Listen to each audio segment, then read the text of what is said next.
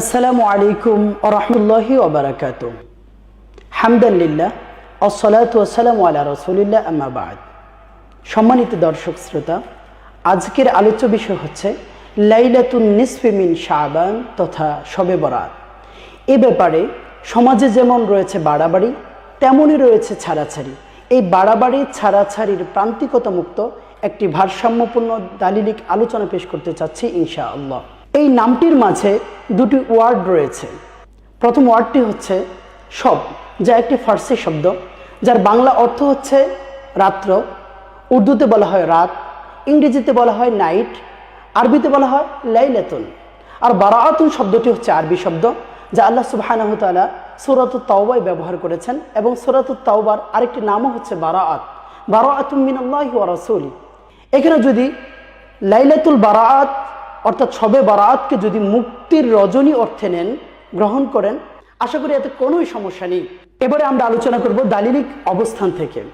দলিলগুলো বোঝার পূর্বে আমাদের কয়েকটা কথা বোঝার দরকার, যে শবে বরাআত সম্পর্কে ব্যাপকভাবে সমাজে প্রচলিত আছে জাল হাদিস, যেগুলো একেবারেই আনঅ্যাকসেপ্টেবল এবং অগ্রহণযোগ্য, প্রত্যাখ্যাত।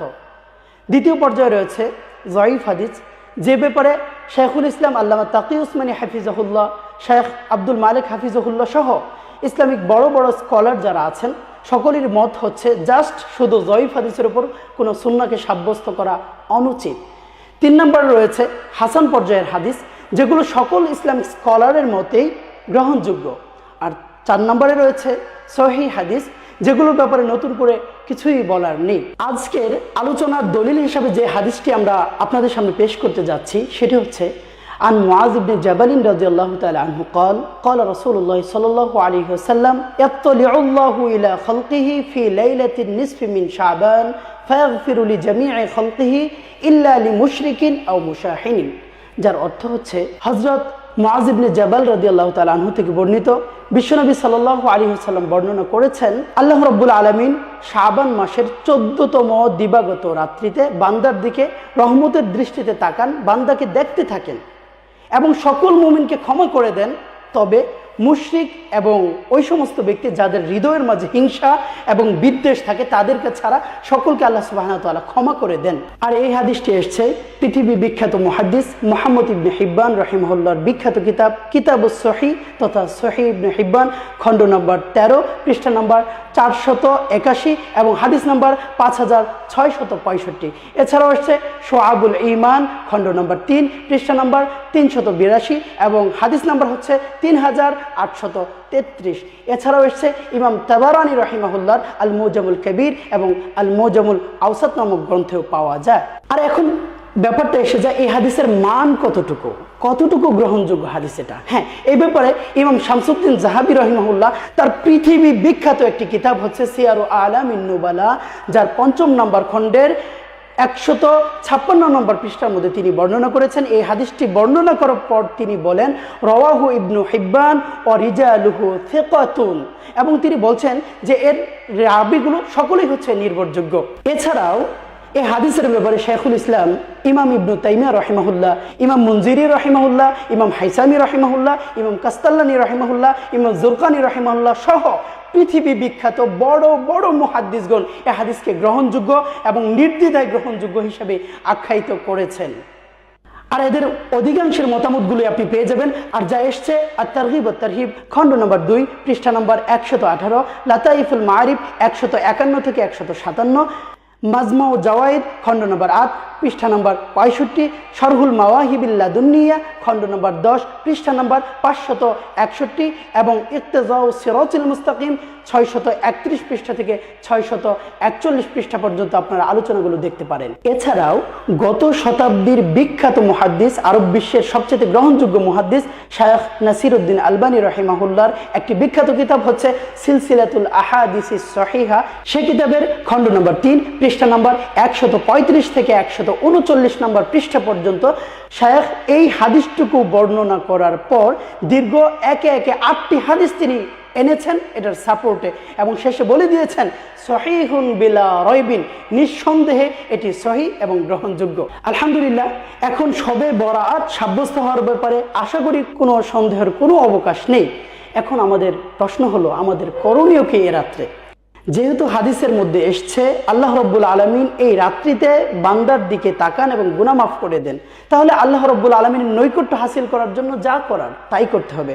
যেমন আল্লাহ রব্বুল আলমিনের কাছে বেশি বেশি ইস্তিগফার করতে হবে, বেশি বেশি নামাজের মধ্যে আমাদেরকে দণ্ডায়মান হতে হবে। কারণ আল্লাহ রব্বুল আলমিন পবিত্র কোরআনের সূরা আলাকের 19 নম্বর আয়াতের মধ্যে বলেছেন, ওয়াসজুদ ওয়াকতারিব, বেশি বেশি সেজদা করো এবং আল্লাহর নৈকট্যে পৌঁছে যাও। তো এই জন্য আমরা এই রাত্রিতে আল্লাহর নৈকট্য হাসিলের জন্য বেশি বেশি সেজদা অবনত থাকতে পারি। এছাড়াও আমরা বিশেষ করে একটি সহিহ হাদিসে এসছে, সহিহ মুসলিমের 1377 নম্বর হাদিসে এসছে, কোনো ব্যক্তি যদি এশার নামাজ এবং ফজরের নামাজ জামাতের সাথে আদায় করে তাহলে সারা রাত্রি তাকে নফল ইবাদতের সওয়াব দেওয়া হয়। এই জন্য আমরা বিশেষ করে এই রাত্রিতে, সকল রাত্রিতে তো অবশ্যই করব, এই রাত্রিতে এশা এবং ফজরের জামাতগুলোর ব্যাপারে খুবই গুরুত্ব দিব। এখন মা বোনেরা হয়তো বলতে পারেন আমরা কি করব? হ্যাঁ, আপনারা যেহেতু মসজিদে সাধারণত যাওয়ার সুযোগ নেই বা যাওয়া হয় না, এই জন্য আপনারা যদি যথাসময়ে গুরুত্বের সঙ্গে যথাসময়ে যদি আপনি ফজর এবং এশার নামাজগুলো আদায় করে নেন, আশা করি আপনারাও সওয়াব থেকে ইনশাল্লাহ বঞ্চিত হবেন না। এখন শবে বরাতের পর একটা বিষয়ে সাথে সাথে এসে যায়, সেটা হলো অনেকে শবে বরাতের রোজা বলে একটা বিষয় সাব্যস্ত করতে চায়। সেই ব্যাপারে যদি বলতে চাই, শাইখুল ইসলাম আল্লামা তাকি উসমানীউল্লাহ তিনিও বলেছেন যে জয়ীফ হাদিসের মাধ্যমে কোনো বিষয়কে সুন্নাহ সাব্যস্ত করা অনুচিত। এজন্য আমরাও বলবো, একটি জয়ীফ হাদিস অবশ্যই আছে রোজার ব্যাপারে, কিন্তু সেটা দিয়ে আপনি সুন্নাহ বলতে পারেন না। কিন্তু যেহেতু বিশ্বনবী সাল্লাল্লাহু আলাইহি ওয়াসাল্লাম শাবান মাসে রোজা রাখার ব্যাপারে বেশি উদ্বুদ্ধ করেছেন, এছাড়াও আইয়ামে বীজ হিসেবে যদি আপনি 13, 14, 15 তারিখগুলোতে রোজার অভ্যাস থেকে তাকে রোজা রাখেন, আশা করি অনেক সওয়াব পেয়ে যাবেন। কিন্তু শবে বরাত বলে যে রোজা, শবে বরাতের রোজা, এই ধরনের বিষয়গুলো আমরা সুন্নাহ হিসেবে সাব্যস্ত কিছুতেই করতে পারি না। করণীয়র মাঝে আরেকটা ব্যাপার চলে আসে, সেটা হলো আমরা এই ইবাদতগুলোকে, রাত্রে যে ইবাদতগুলো ইবাদত করব সেটা আমরা কিভাবে করব, কোথায় করব? হ্যাঁ, এই ব্যাপারে আমরা হাদিস থেকে আমরা যতটুকু দিক নির্দেশনা পাই সেটা হচ্ছে বিশ্বনবী সাল্লাল্লাহু আলাইহি ওয়াসাল্লাম সুন্নাত এবং নাওফেল আমলের ব্যাপারে বেশি বেশি উদ্বুদ্ধ করেছেন, এই আমলগুলো যেন ঘরেই বেশি পালন করা হয়। কিন্তু যদি আপনি ঘরে কমফোর্ট ফিল না করেন, বাসায় যদি কমফোর্ট ফিল না করেন, যে আপনি বাসায় করবেন, এই বিভিন্ন বিরক্তির ব্যাপার আছে, যে একটু মনোযোগের ব্যাপার আছে, সেটা আপনার হয়তো ব্যাঘাত করতে পারে, তাহলে আপনি ইচ্ছে করলে মসজিদেও চলে আসতে পারেন। আর মসজিদে এসে যদি আপনি নিরবচ্ছিন্ন ইবাদত করতে থাকেন, আশা করি এটাও কোনো সমস্যার ব্যাপার নয়। এখন এই শবে বরাতকে উপলক্ষ করে আমাদের সমাজে যে গর্হিত কাজগুলো হচ্ছে সেগুলো খুবই নিন্দনীয় এবং দুঃখজনক, যার কারণে সমাজে বেদাত, কুসংস্কার, এমনকি শিরকের মতো ভয়াবহ কাজগুলো আমাদের মতো মুসলমানদের দ্বারা হয়ে যাচ্ছে। এই জন্য এই রাত্রিগুলোতে বিশেষ করে এই জাল হাদিসের কবলে পড়ে যে এই সমস্ত আমলগুলো সমাজে প্রচলিত হয়েছে, এগুলো থেকে আমাদের বেঁচে থাকা উচিত। এর মধ্যে রয়েছে যেমন গোসল করা, তারপরে হালুয়া রুটি বিতরণ করা, মিষ্টি বিতরণ করা, তারপরে বলা যায় এই মসজিদগুলোকে আলোক সজ্জা করা, মসজিদগুলোকে সাজানো, এই সমস্ত বিভিন্ন গর্হিত কাজ। এছাড়াও রয়েছে কি নানান স্টাইলের নামাজ, এই সূরা ইখলাস দিয়ে 50 বার সূরা ইখলাস পড়তে হবে, 100 রাকাত নামাজ পড়তে হবে। এই সমস্ত কাজগুলো, এই সমস্ত আমলগুলো পুরোটাই হচ্ছে বেদাত এবং গর্হিত, এগুলো থেকে আমাদেরকে বিরত থাকতে হবে। আর এই আমলগুলো প্রচলিত হয়েছে মুকসিদুল মুমিন মার্কা কিছু বটতলি টাইপের বইগুলোর মাধ্যমে। এইগুলো বই থেকে আমাদের দূরে থাকতে হবে, যেন এইগুলো বইয়ের মাধ্যমে আমাদের সমাজে বেদাত নামক, কুসংস্কার নামক এই ভাইরাসগুলো আমাদের সমাজে যেন অনুপ্রবেশ করতে না পারে। আল্লাহ পাক এগুলো থেকে আমাদেরকে হেফাজত করুন।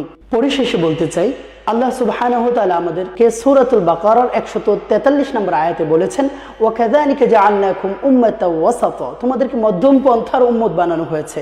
তো আমরা সকল বাড়াবাড়ি এবং ছাড়াছাড়ির প্রান্তিকতা থেকে মুক্ত হয়ে সুন্নাহর আলোকে আমাদের জীবনকে সাজানোর জন্য চেষ্টা করব। আর সুন্নাহর আলোকেই উদ্ভাসিত হোক আমাদের জীবন, এই প্রত্যাশায়। আসসালামু আলাইকুম ওয়া রাহমাতুল্লাহি ওয়া বারাকাতুহু।